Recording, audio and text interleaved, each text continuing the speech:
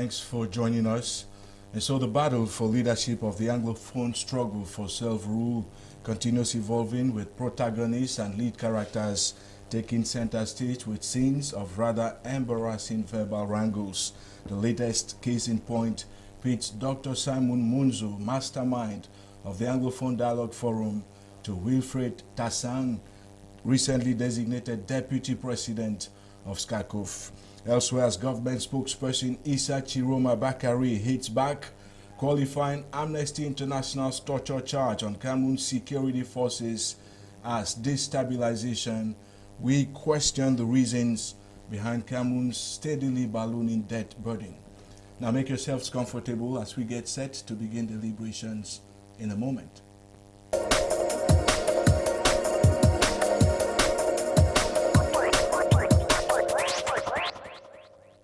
Now he's sitting on my right and is heaving huge sighs of relief. We actually took off with slight technical hitches. Keja Henry, it's a pleasure once again. Well, thanks very much, Taruki Divine, and good morning to our televiewers.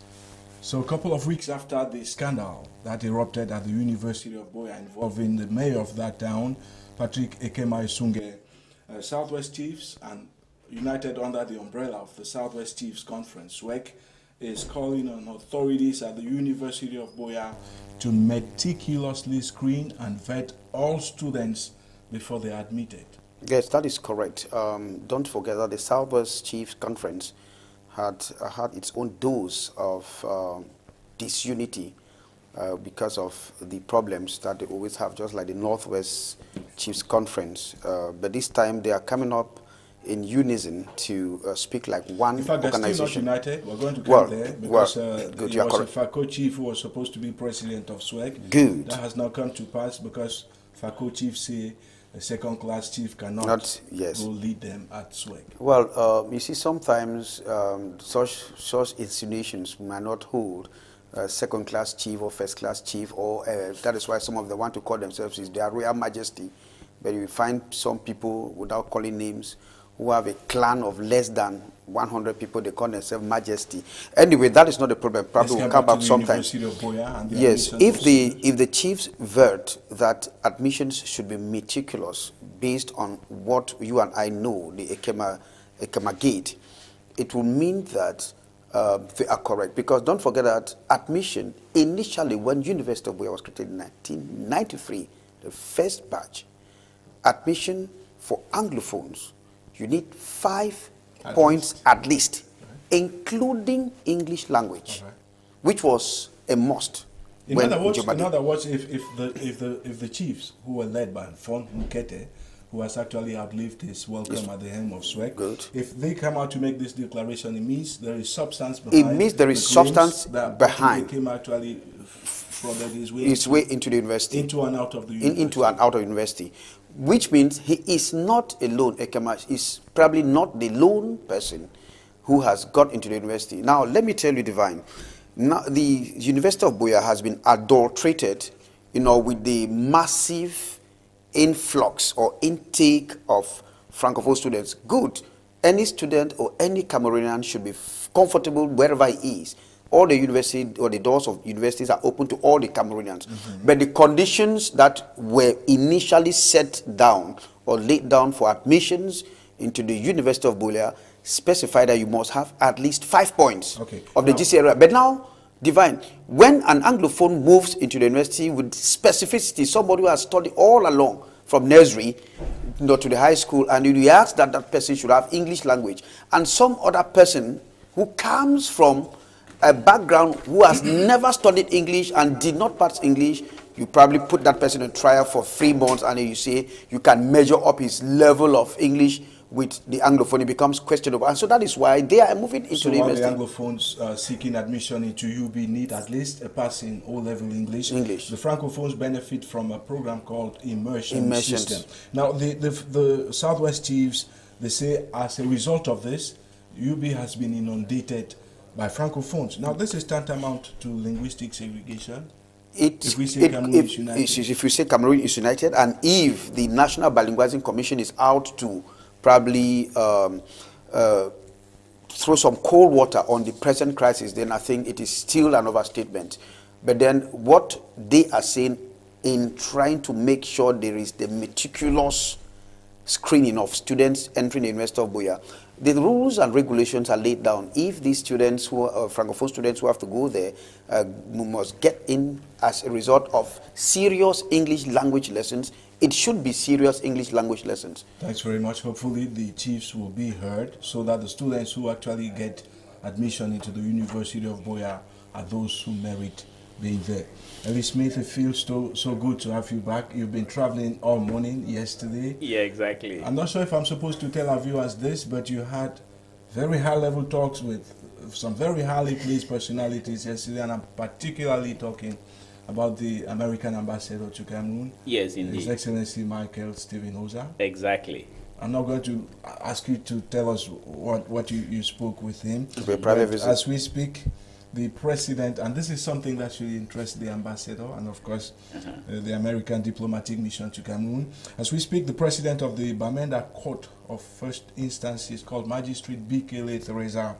At the weekend adjourned the protracting case pitting schools run by the missions in Cameroon to the so-called consortium of parents.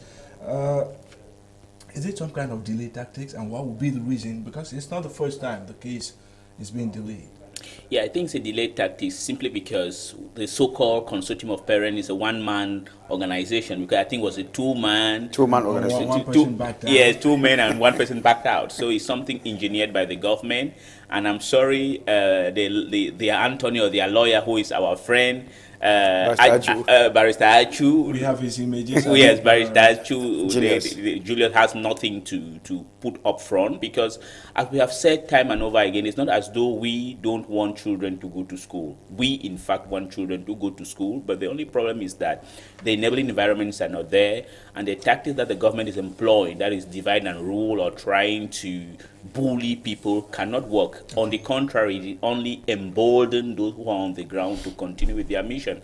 And I think that's where the Western diplomats, the Americans diplomats in particular, need to be sincere, and they shouldn't act in a kind of myopic manner. Okay, and so Bishop Cornelius Eswa of the Bamenda Archdiocese has, precisely said that he wanted this thing to be done with as soon as possible. In fact, he wanted to have the case done and dusted with before we begin to talk about the next, the coming academic year. But the fact that the case has been rescheduled to September 25, that's about 2 weeks after schools resumption on the 4th of September. Do you smell rats? Yeah, I smell rat is that they want to think that since the confessional schools have already given their okay that their doors will be open, they want to see whether the schools will be open, children will really go to school. But then they are wrong. I think the Bamenda Ecclesiastical Province and all others have made it abundantly clear that they were not the ones who ordered or initiated the strikes. They closed their doors, I think, and in an act to protect the students and the pupils who are attending the school. So the government, once again, is very incompetent, to be sincere, because the government has the knife and the yam to say they have every control. As long as the leaders of the Anglophones are in detention, there is not going to be any peace. I understand I understood in Yaoundé, I won't say the name of the person who said, no, the thing is, they are keeping them in detention because they want classes to resume. So if once classes resume, then they are going to be set free. I said they are wrong, because these guys or these gentlemen are the leaders of the people. People are really fed up. So the government, I don't know what is really wrong with this government. Is it simply because they are too old, or simply because they feel that they have the backings of some Western forces, hence they think they can just do anything? But they are really playing with fire.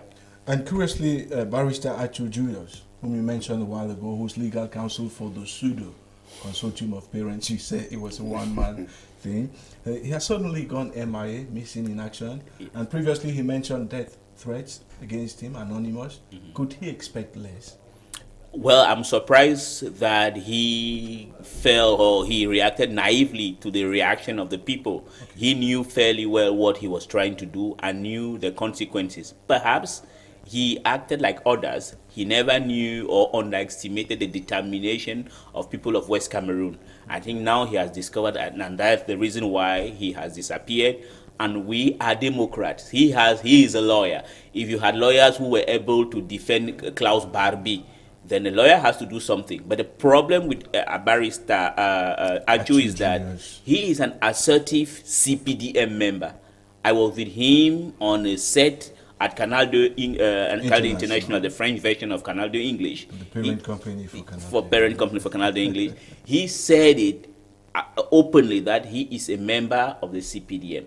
Now, when everybody knows that what is going on in West Cameroon today is partly orchestrated by the myopia, the incompetence of the CPDM-run government of Cameroon, then there's always a way to associate him with it. What he would have done is that if this thing was a genuine consortium of parents who had genuinely, in an open, fair bid, co-opted or called for Mr. Achu, there wouldn't have been any problem.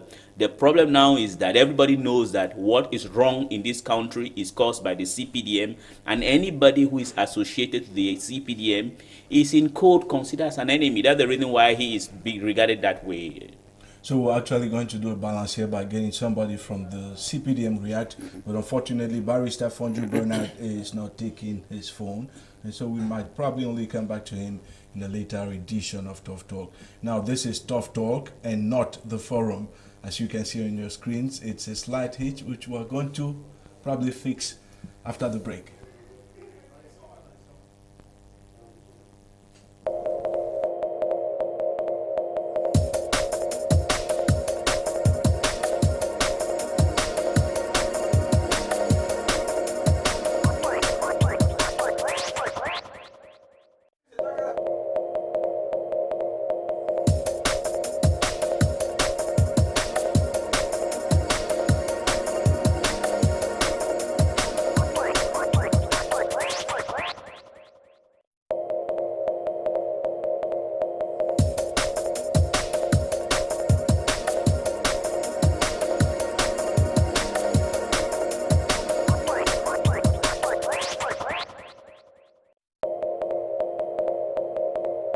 That the judiciary is part of it.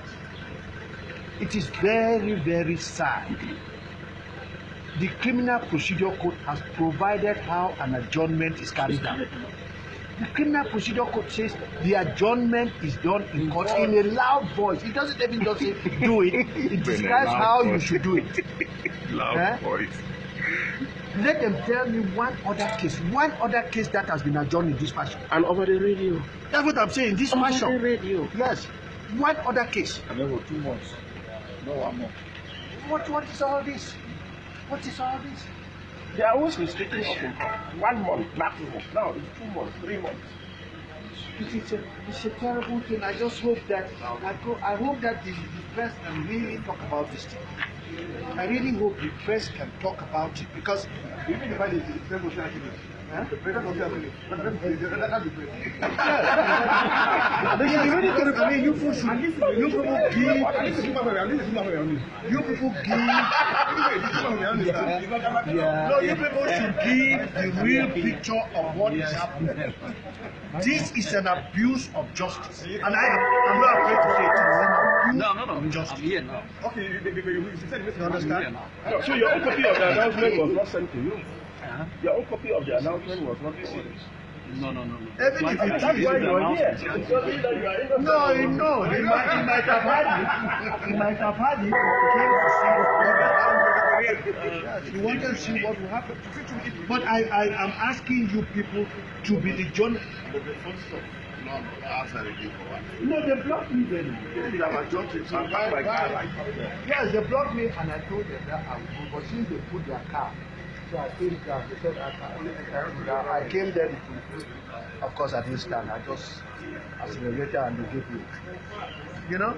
But let this be told. I expect the press. The press is the fourth estate. I expect the press to tell the world that Cameroon is not a state of law. This is not a state of law. Barrister, I'm set for an interview with you. No, I'm all right. I'm ready. The Michael of CBS Radio. Okay.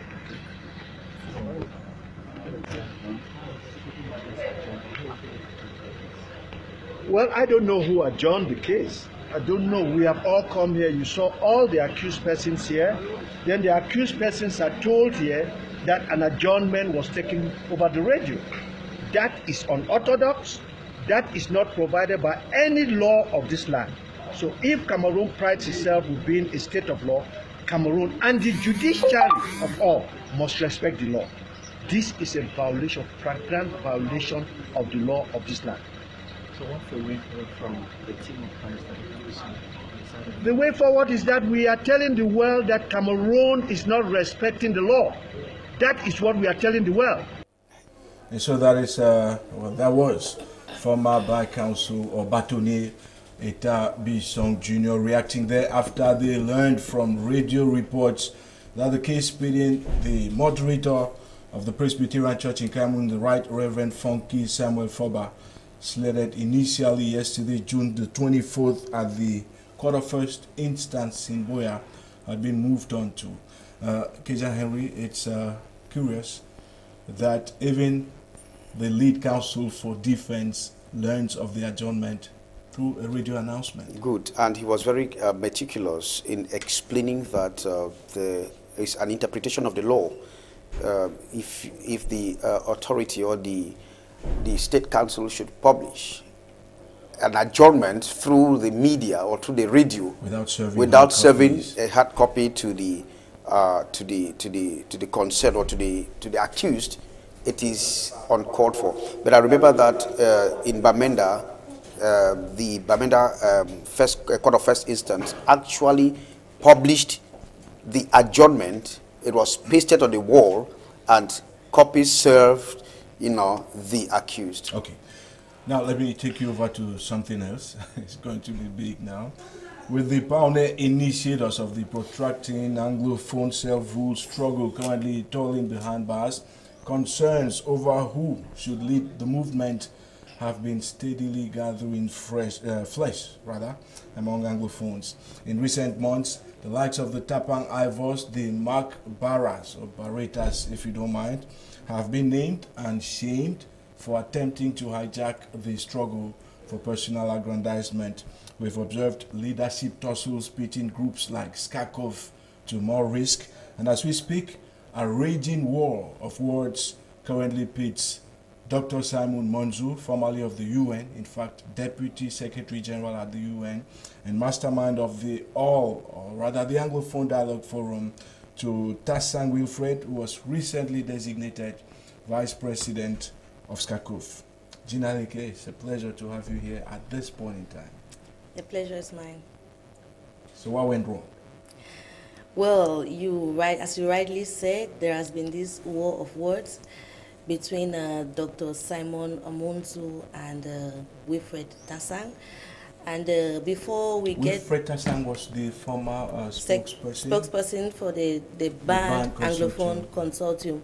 Yes, and as we know, he's at large. He's, well, not at large. He's missing in action. But he has been very active, especially on the social media, reacting to different trends. So we have to say physically missing in action. Physically missing in action, actually. So before I get to the crux of the matter, this war of words between Tassang Wilfred and Dr. Simon Monzu, I would just like to take us back to refresh our minds. Some of us were very young, maybe like 1 or 2, when the Dr. Simon Monzus were making news in Cameroon as far as the Anglophone movement is concerned. Just to recall that Dr. Simon Monzu, he hails from Kupe, Manenguba, precisely in the southwest region, precisely from Guti.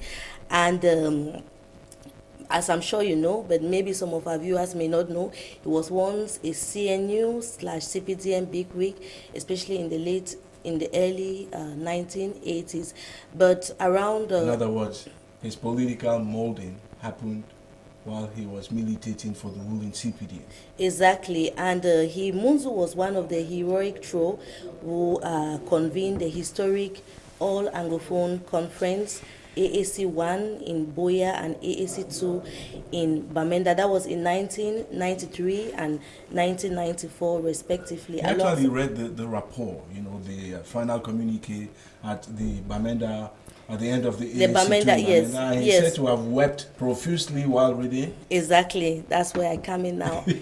Go ahead. So that is where Tasang Wilfred actually, I mean, that was like the core of his write-up recently, because Dr. Simon Monzo actually wept when he was reading the Bamenda Declaration. And Tasang Wilfred is actually, when Tasang Wilfred got the news of Dr. Simon Monzo trying to organize this Anglophone Dialogue Forum, it didn't go well with Tasang. And especially the All Anglophone Convention is planning for July very soon in the US. August. Okay. August the 22nd. Exactly. So actually, it didn't go well to Tasang Wilfred, because according to Tasang Wilfred, the Anglophone Cameroonians want dialogue, but Tasang Wilfred is asking the question: we want dialogue, but who has mandated you, Dr. Simon Monzo, to be the one at the forefront of that dialogue? But who has mandated Tasang Tasang, to speak on behalf of Anglophone? Tasang is saying that logically, if there is supposed to be a dialogue, first of all, he thinks it's supposed to be some kind of tripartite dialogue with the UN involved and those who are languishing behind bars, those that have fought. Those are the initiators. Yes, because most people say Dr. Simon Monzo has been away for quite a long time, and Tasang, in his letter, thinks that he is trying to hijack the struggle like the other people have been accused of. So the letter was very bitter, and Tasang actually mocks those PhD holders.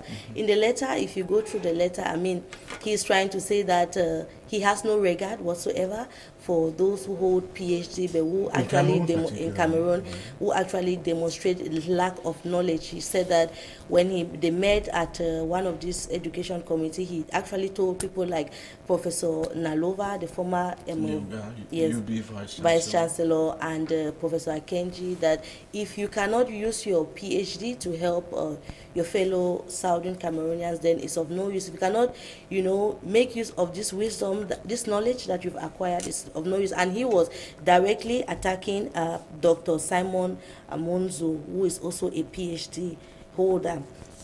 So now, the letter he titled, "Why Do You Hate Us?" The letter is actually captioned the Epistle 1, according to Tasang. Yes.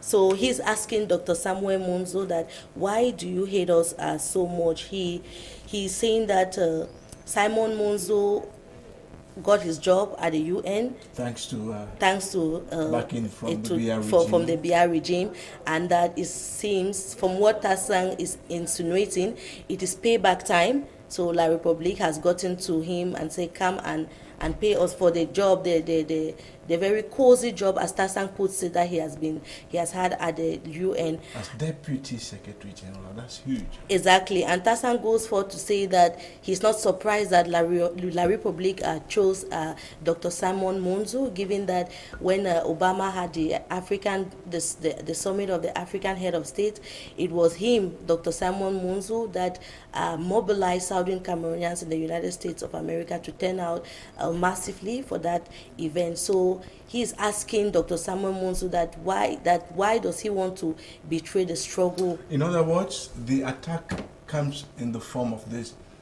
Dr. Simon Monzo is viewed by Tasang Wilfred and probably Skakov as a traitor that's been infiltrated into the current struggle by Yaoundé authorities. Yeah, exactly. Yes, Tasang Wilfred takes Dr. Monzo back to 1994 when he was reading the Bamenda Declaration, and like we said before, he was actually weeping. And Tasang, in his letter, is trying to say that Dr. Monzo was weeping probably because he wanted to portray to La Republique that maybe he was being forced to read the declaration because his hands were tied. His hands were tied, or maybe because he had broke a certain sacred deal. Why? Because when Southern Cameroon started, when they opted for restoration, Dr. Simon Monzo was not very, he actually discredited the move,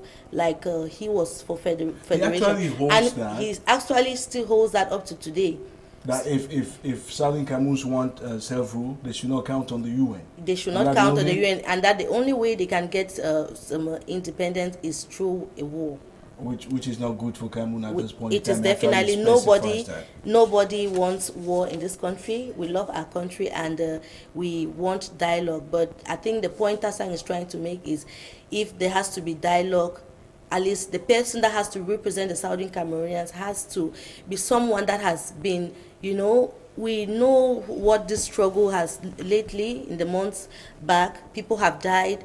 There are many people who are languishing in jail, and Tasang is accusing Dr. Simon Monzo that in his letter or in his program for this Anglophone dialogue forum, he didn't mention that there should be an unconditional release of all those incarcerated. So what is he trying to say? Okay. Those who are behind bars are those that have been fighting for the struggle, and you come and you're talking exactly. Thanks a lot, Gina. Yes, but I just want you to know that Dr. Simon Monzo also replied. He replied. Yes. But, maybe we can have the screenshots already on our TV. Tasang actually calls his retort a lame one. Yes, because he's disappointed with the reply. Well, when you look at it, also it looks like he's trying to justify himself. I mean, Dr. Samuel Monzo, because he claims in his reply that his job he had at the UN was, his career at the UN was in no way supported by, he was not given by the La Republique government, and he tries to make Tasang to understand that he was not the only one who was weeping at the bank. There are several people who were weeping, especially some of the Fonchas who felt that they made a mistake negotiating for reunification with La Republique. So he says that he is asking Tasang that she's the one who should be asking Tasang that why does Tasang hate him this much. And in his reply, he reiterates that NCNC was created for federation, but we know lately that NCNC has been clamoring for the restoration of self-rule. Right. So he's saying that if we want to gain independence, it can only be by war. And also Tasang has replied to his second message saying that he is really disappointed that somebody who has worked with the UN, a professor, would think that former terrorists self-rule is through the barrel of the gun. Yeah. So. Okay. Thanks very much for coming. It's too long, and I think we just need to have Elie Smith come back so you can catch your breath while we try to make some sense out of this latest development. We'll take another break, and when we come back, Elie should be joining us.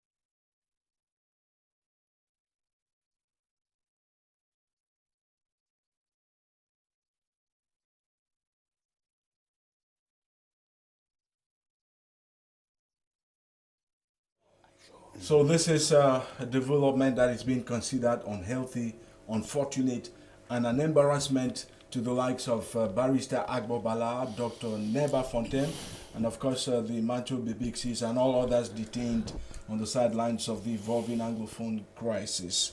Elie Smith, what's your reaction when you hear unfolding scenes like this? I am partly disappointed, but not entirely. It happens like that in every liberation movement. Those type of things happen.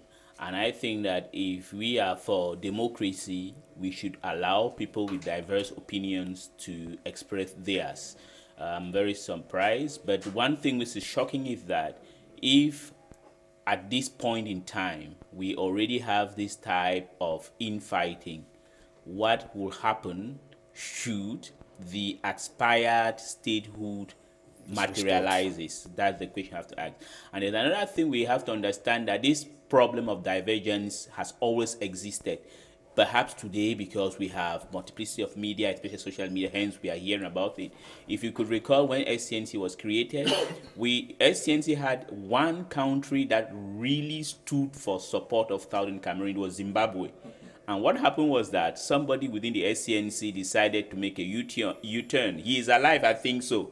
There are two people you can ask. You can go to Dr. Arnold Bo Yongbang. He is alive. Dr. Yongbang. You can also ask Ambassador Henry Fossum. I think he's still alive. And it appears, if I'm not wrong, the person who scuttled everything was Ambassador Henry Fossum. You can ask not Bo Yongbang. So it has always existed. And the reason why Dr. Robert Mugabe wanted to support the SCNT was because of a dichotomy that he had when he was to take over the mantle of leadership of the AU, and Paul Biya did not go there, so he felt that Paul Biya was trying to snub him. Okay. So I'm kind of worried, but it is not good because we have 171 people in jail who are languishing. They went there because of the marginalization that the Anglophones were suffering. Thanks to them today, you even see the likes of Mebengo trying to speak French. English. We'll actually play an audio clip of his except when he went to English. Trying to speak English. Yes. And this should be very good news, tidings of great joy for the governing regime, that there is a fracture in a group, a disunited group already, which is seeking for unity when it eventually... It is no good news. If you think it is good news, it is. Yes, it's no good news. The Tasang Munzu feud is no good news. But it's good news for the regime? It's not even a good news for the regime, because the people who are the ones calling the shots are not speaking.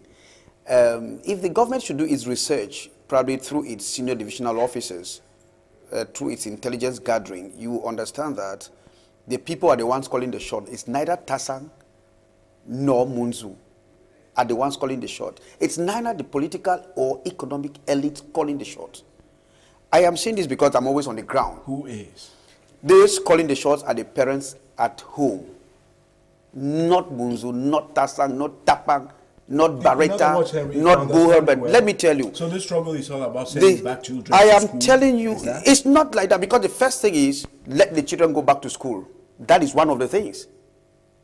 Before the issue of either restoration of the Southern Cameroon's independence or federalism, depending on who stands at what angle. But for now, the thing is, let these children go to school and then the CPDM government wins it, if that is what you think. But who has to send the children to school? The parents. Okay. It's not Tasang. I'm not sure. It's not Munzu. I'm not sure that's your point of view, Elie Smith, but I'll bring this question to you. All of this evokes concerns. We've mentioned this several times in previous editions of Toughtalk. Who should be given the mandate to steer the Anglophones at this point in time? That's a tricky question. And I think that who should be given the mandate are the people designated by the people. Which people? Now the people on the ground. Because contrary to what, and there's one thing we have failed journalistically in the struggle, is that we most often focus our attention at the people like those who are in jail. Bala or Wilfred Tasang, now Munzu or Barreta, whatever. The thing is that we have not gone down to do our bit to find out what the parents think. They are the only ones to give support to those who will come to the... And now the parents have probably told you what they thought through the consortium of parents. No, not that one. That other consortium created by the two men or one man consortium, and as it has become, and whose lawyer is Achu, is not represented. It is fake. That one is organized, commandeered by the government. But now the thing is, the people are supporting Agbobala and Fontem. I will tell you a reason. There is a thing. We are journalists. If you go to Manfe, Kumba, Victoria, Kumbo, when you ask ordinary parents, what do they tell you? They tell you that, all right, we are going to go to school. But the thing is that our leaders are in jail. Those are the real leaders of the people.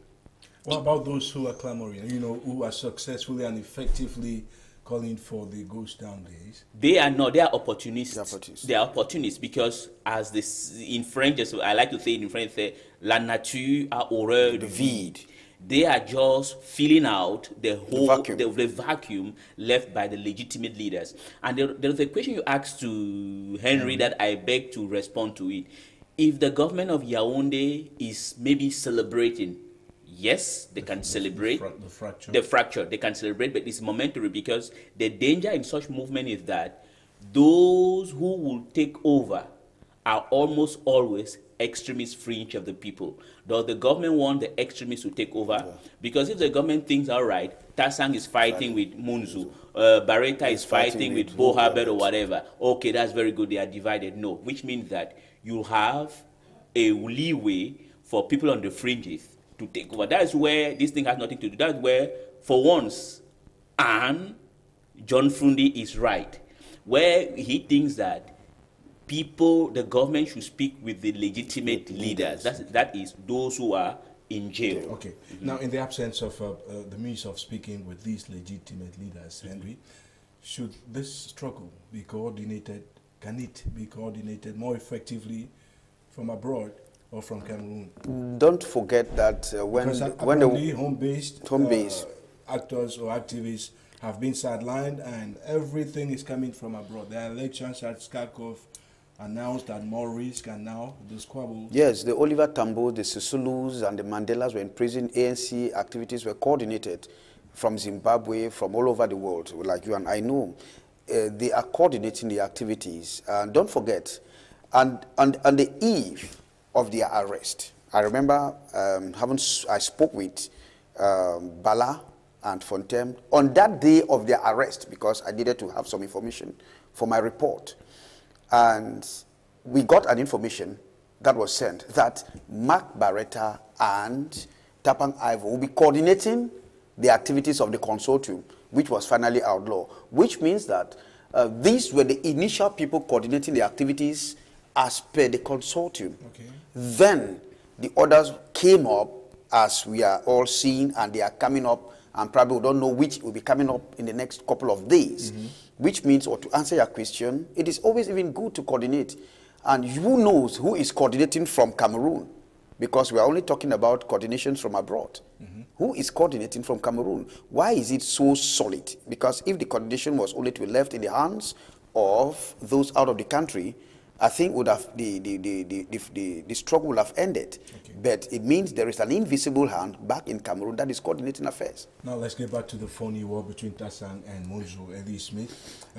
Monzo brandishes Tassang as an ideological and a psychological fraudster because he says that Tassang has deliberately not told Cameroonians, the very Cameroonians he wants to lead, that the only way to self-rule is through war, and that the UN can never back a split of Cameroon.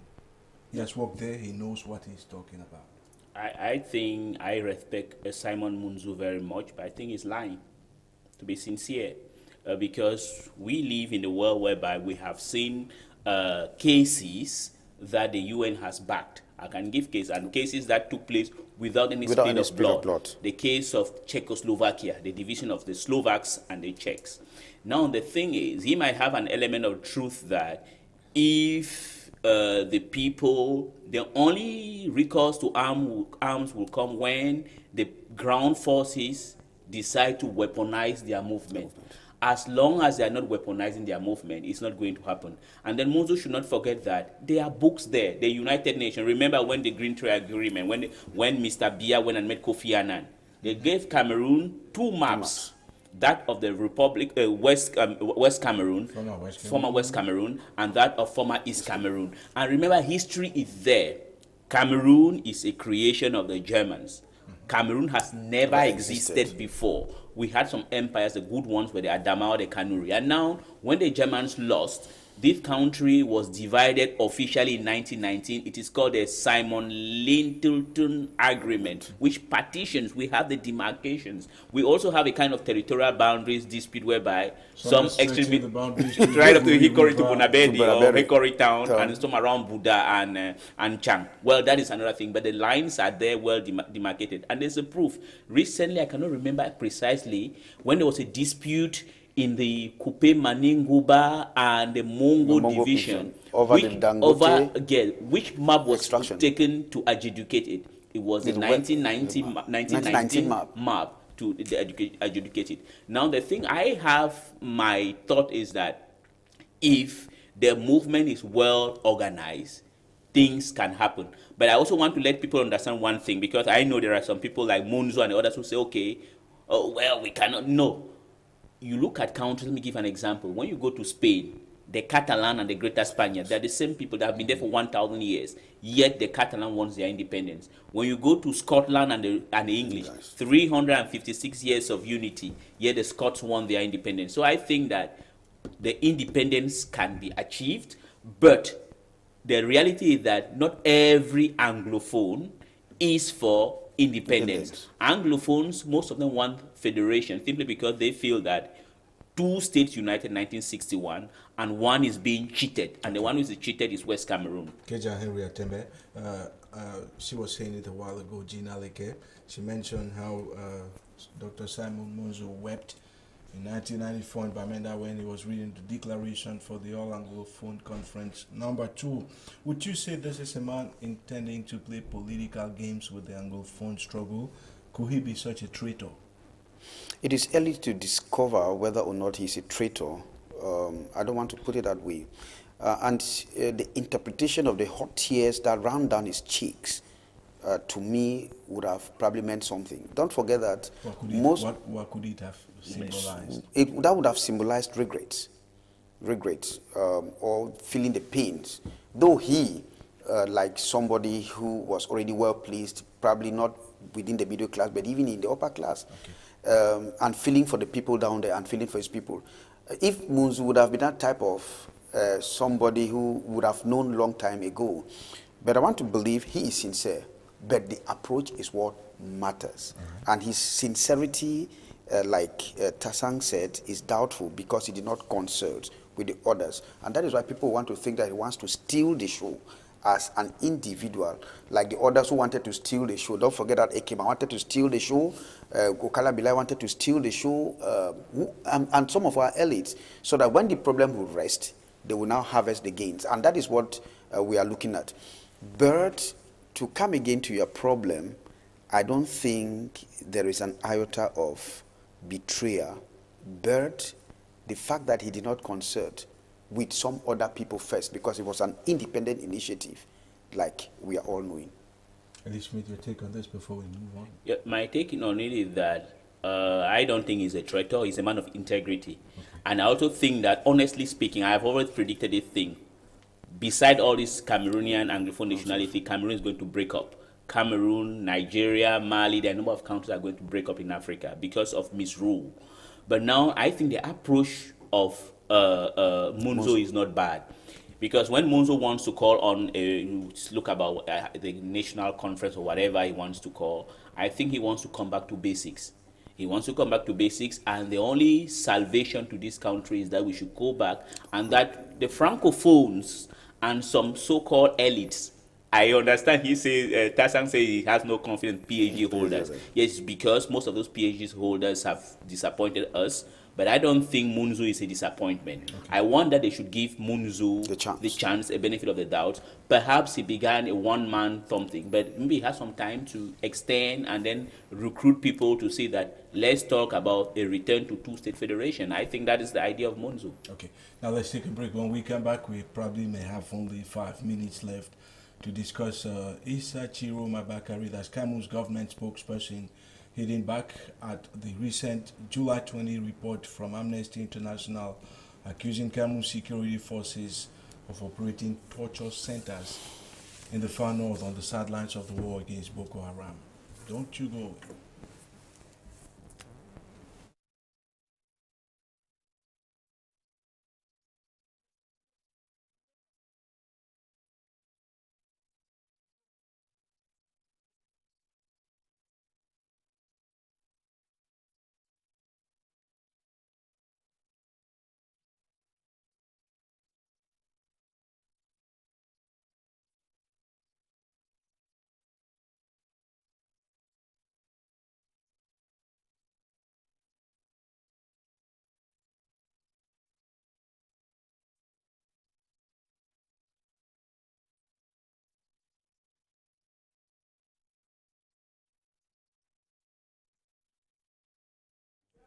So it's apparently his duty, Henry Kejan. Yeah. You probably expected him to do this. Issa Chiroma resurfacing from Yes. what some call an insufficiently explained hibernation. He's back in Well, the news. we learned, thank God, Divine, we learned that Issa Chiroma is coming from a sick leave.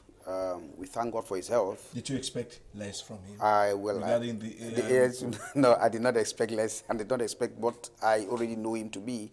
And probably that is the greatest comeback after the hibernation, like you were saying. He has hit back on Amnesty International, but we understand that he has had, the government has had time to, because it's always done that way, forwarding the Amnesty International forwarding their remarks to the government for private reaction or for review of, say, okay, this point, and then come out with Blossom. But Chiroma has completely and for another time castigated the Amnesty report, saying that the army did not brutalize or abduct suspected Boko Haram activists. Now, Elie Smith, some say Minister Chiroma has actually gone the extra mile this time around by bluntly accusing AI of serving as a propaganda machine for Boko Haram. Yeah, it is true, but Mr. Chiroma is wrong, like the government of Cameroon. But What is true? What is true is that Mr. Chiroma is blunt in the way he is speaking, but it is false that he's trying to accuse Amnesty International, because Amnesty International, the process requires that before releasing a report, they submit it to the government, and they did that. If the government said they never did it, the government is lying. Amnesty submitted their pre-finding to the government of Cameroon in private, and as usual, they ignored it. And the other thing is that Chiroma is that bold simply because some Western forces, some Western countries are dishonest. When you have countries like, I will say it here, when you have, for example, the ambassador of the United States of Cameroon, United States of America, claiming that Amnesty's report is wrong, which I find that sickening, disheartening, and disappointing. I think that's why Mr. Chiroma feels that he says that what he's saying. We love the Cameroon army, but sometimes they are very good at human rights abuses. Now let's listen to Minister Chiroma, rather. He's the spokesperson for the government of Cameroon. When we come back, we'll be telling you goodbye.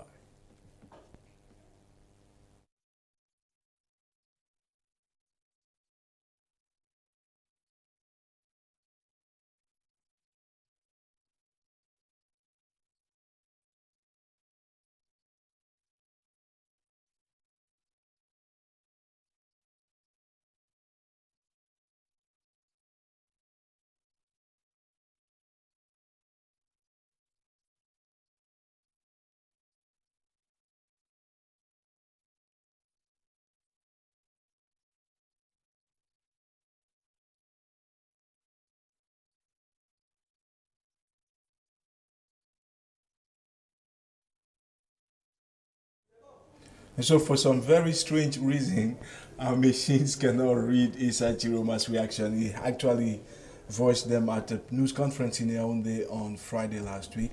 But hopefully we might have the chance to come back to this in the next edition of Tough Talk. Now there's good news for some of you who watch us via our YouTube channel. Of course, thanks to Elie Smith, who makes it a point of duty of loading up all of the editions. So you can share your thoughts with us on any of the issues we handle on the program. Simply use your phone, if it's an Android or smartphone like Kejan Henry says. Just record your reaction to any of the comments you hear on the program and send them to us via WhatsApp. We'll be giving you the links very soon. Or you can simply upload them to the YouTube channel and we'll harvest them from there and choose the best ones. It doesn't matter if you are blunt on us. It doesn't matter if you are harsh on us. It's democracy. We will select the best ones and add them in subsequent editions of the show. Until then, run out of trouble on the double, and God bless you all.